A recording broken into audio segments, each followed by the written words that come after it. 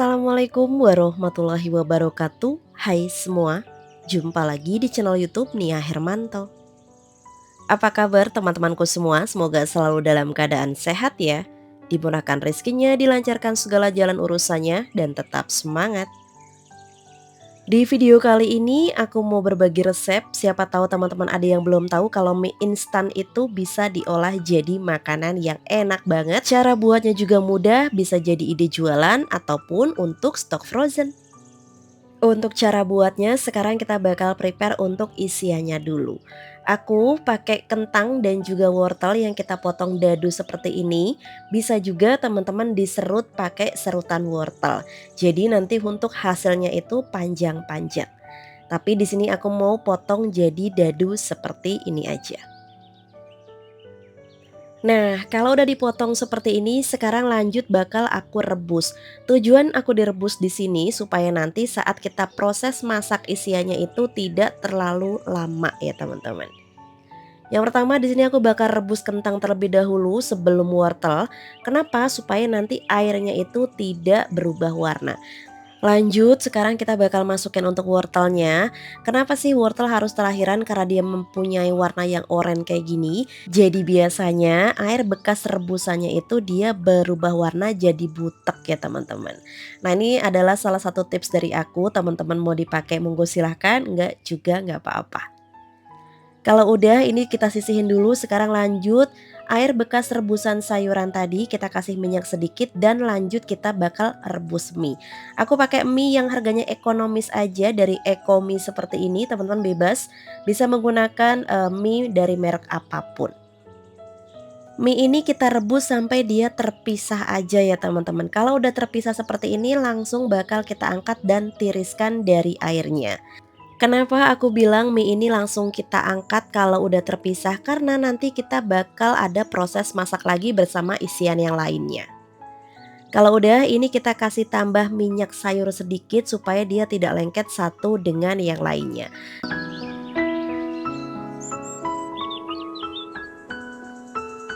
Sekarang kita bakal chopper untuk dada ayam filet ini aku pakai 200 gram aja. Ini tuh untuk tambahan isi ya teman-teman. Kalau kalian jualnya itu premium berarti bisa menggunakan tambahan ayam seperti ini. Tapi kalau dijual di harga ekonomis teman-teman tidak menggunakan ayam juga tidak apa-apa. Untuk bumbunya sendiri aku udah siapin ada kemiri, bawang merah, bawang putih dan juga cabai merah keriting. Nah ini tinggal dihalusin aja, boleh pakai chopper, boleh juga pakai blender. Kalau udah sekarang kita bakal tumis untuk bumbu yang udah kita haluskan tadi. Nah usahakan teman-teman menggunakan cabai merah keriting supaya nanti hasil akhirnya itu cantik. Kalau bumbunya udah pecah minyak, kita masukin seasoning garam, penyedap rasa dan juga gula pasir plus lada bubuk. Nah, usahakan masukin seasoningnya itu ditumis bareng sama bumbu ya teman-teman. Supaya nanti bisa tercampur merata ke mie yang udah kita rebus tadi.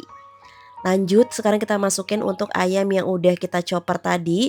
Ini kita tumis sampai dia bener-bener wangi. Baru kita masukin untuk sayuran yang udah kita rebus tadi. Seperti wortel dan juga kentang. Nah, aku mau kasih sedikit tambahan air supaya nanti tuh dia nggak kering-kering banget. Dan ini hampir ketinggalan satu resep yang nggak boleh di skip yaitu ada bumbu kari teman-teman. Jadi bumbu kari ini sebagai tambahan di isiannya. Rasanya tuh lebih enak, lebih nagih banget dan aku rasa kalian nggak bakal cukup makan cuma satu bungkus aja.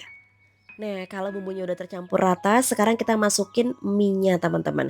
Usahakan kalau mie-nya udah masuk seperti ini, api kompornya dikecilkan terlebih dahulu supaya bagian bawahnya tidak mudah gosong. Dan step terakhir di sini aku masukin irisan daun bawang seledri.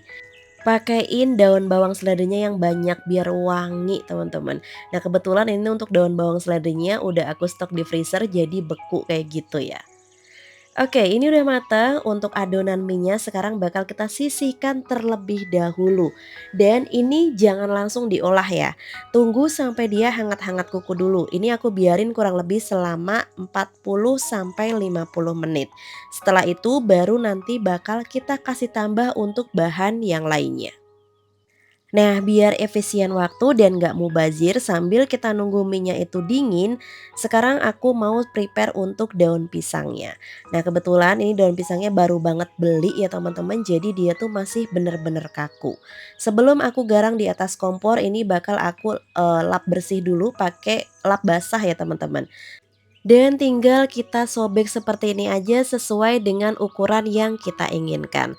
Karena aku di sini mau bungkusnya itu nggak terlalu gede-gede banget, jadi ya udah aku nyobeknya seukuran ini aja. Untuk cara ngelemesin daun kayak gini sebenarnya tuh selain digarang di atas kompor, kita bisa memanfaatkan matahari ya teman-teman. Tapi karena di sini tuh lagi mendung dan sering banget hujan, mataharinya ngumpet terus, jadi ya udah mau aku garang di atas kompor aja. Kalau ada yang penasaran kenapa sih Mbak harus dibikin layu dulu untuk daunnya, ini bertujuan supaya nanti saat kita bungkus lontong atau arem-areminya itu tidak mudah sobek ya teman-teman. Nah kalau aku biasanya caranya seperti ini, tinggal digarang di atas kompor pakai capitan gini aja, nggak butuh waktu lama, ini tuh cepet banget untuk lemesnya. Oke, setelah 40 menit ini sekarang aku masukin untuk santan kental. Aku pakai santan kental satu bungkus kayak gini aja dan tinggal diaduk rata. Kalau ada yang bertanya kenapa harus pakai santan, tujuan santan di sini supaya nanti hasilnya itu gurih. Dan kita masukin 2 butir telur ayam yang udah dikocok kayak gini.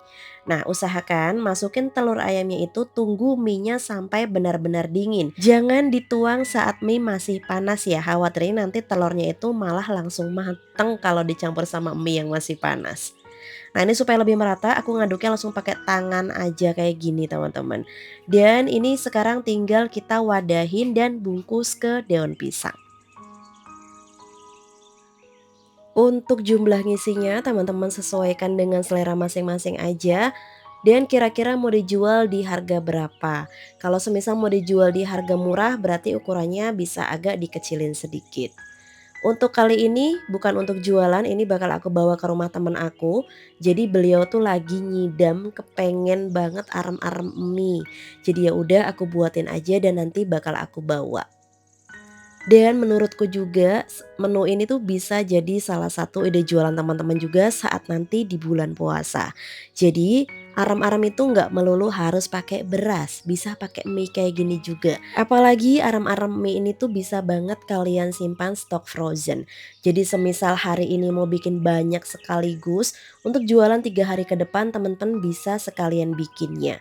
Jadi saat mau dijual atau mau dimakan teman-teman tinggal dikukus ulang kembali.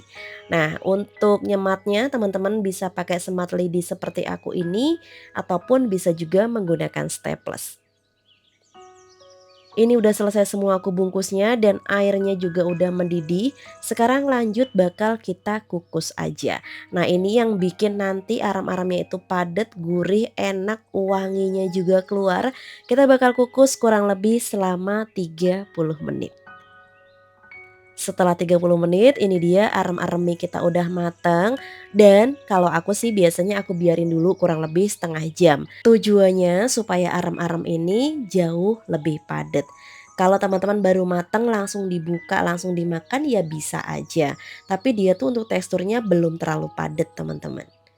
Nah, ini mau aku elap-elap dulu, usahakan kalau teman-teman untuk jualan ini setelah dikukus bisa langsung dielap seperti ini. Nah, ini bukan hanya untuk arem-arem aja, semua makanan yang dibungkus daun pisang kalau setelah dikukus teman-teman bisa dilap bersih dulu. Oke, ini sebelum aku kemas-kemas, aku mau kasih lihat untuk hasil akhirnya dulu setelah aku biarin setengah jam. Untuk hasil akhirnya teman-teman bisa lihat sendiri dia tuh udah padat, warnanya cantik dan tekstur mie-nya itu dia nggak lembek ya teman-teman. Masih terlihat seperti bentuk mie aslinya tapi ini padat. Dan untuk rasanya ini beneran enak banget. Jadi teman-teman barangkali kepengen nyobain masak arem-arem mie ini sendiri di rumah. Untuk resepnya udah aku simpan di kolom deskripsi, teman-teman tinggal cek aja. Nah ini nggak kerasa video aku udah mau selesai aja. Terima kasih banyak buat teman-teman yang udah nontonin videoku dari awal sampai akhir. Wassalamualaikum warahmatullahi wabarakatuh. See you.